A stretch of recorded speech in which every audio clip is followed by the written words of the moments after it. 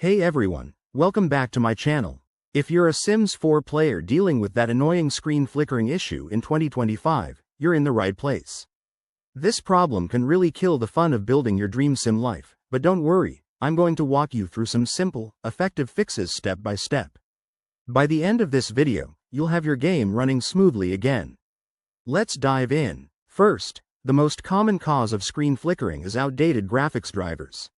Start by updating them. Head to your computer's device manager, find your graphics card, whether it's NVIDIA, AMD, or Intel, and check for updates.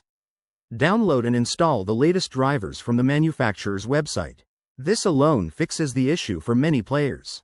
Next, make sure your Sims 4 game is up to date. Open your game launcher or the EA app, and look for any available updates. Developers often release patches to address bugs like this, especially with new content drops in 2025. If you're on Steam, just go to your library, right-click Sims 4, and select Check for Updates. Now, let's tweak some in-game settings. Launch the game and go to the Options menu. Lower your graphics quality or resolution temporarily to see if that stops the flickering. Also, disable any mods or custom content that might be conflicting. Sometimes those can cause visual glitches. If that doesn't work, check your monitor's refresh rate.